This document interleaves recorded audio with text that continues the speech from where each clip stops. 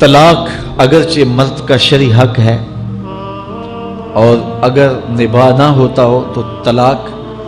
دینا ناگزیر ہو جائے تو طلاق دینا ہی پڑتا ہے، لیکن اس کے باوجود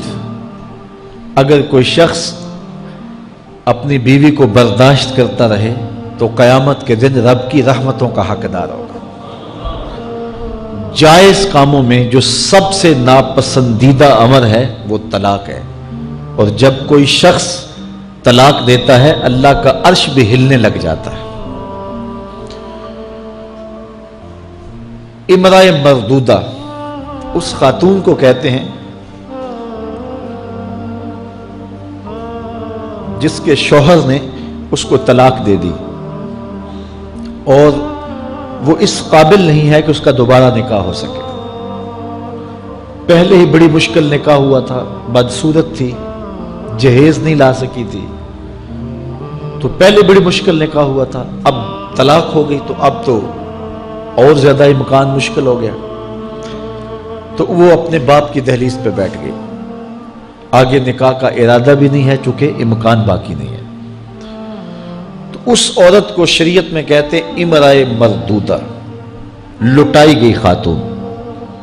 حدیث میں آتا ہے کہ کل اس خاتون کے باپ کو اس کے گناہوں کی وجہ سے جہنم کا حکم ہوگا، تو یہ جہنم اور اپنے باپ کے درمیان آڑ بن کے کھڑی ہو جائے گی اور رب سے بحث کرے گی کہ میرے مالک تو نہ مجھے عقل دی نہ تو نے مجھے شکل دی، سسرال نے قبول نہ کیا اور خامن نے دھتکار دیا۔ یہ ایک بوڑھا باپ ہی تھا جو مزدوریاں کر کر کے میرا پیٹ پالتا رہا،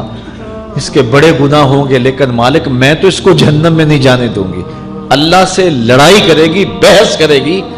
اللہ اکبر، الجھاؤ پیدا کر دے گی۔ حدیث میں آتا ہے اللہ اس خاتون کی سفارش مان کے اس کے بوڑھے باپ کو جنت عطا فرما دے گی۔ اگر طلاق دینا ناگزیر ہو جائے، بہت ضروری ہو جائے طلاق دینا اور اس کے بغیر کوئی دوسرا راستہ نظر نہیں آ رہا، تو پھر بھی 3 طلاقیں اکٹھی نہ دیں، 1 طلاق دے دیں، اور 1 طلاق دینے کا فائدہ یہ ہوگا کہ 3 مہینے کے بعد عورت فارغ ہے، آگے نکاح کرنا چاہے تو کر سکتی ہے۔ لیکن اگر 3 ماہ کے بعد، 4 ماہ کے بعد، سال کے بعد، 2 سال کے بعد اس نے آگے نکاح نہیں کیا تو دوبارہ ان کا پروگرام نکاح کا ہو جاتا ہے، تو پھر واپس آنا آسان ہوتا ہے۔ تو لوگ یکمشت 3 طلاقیں دے دیتے ہیں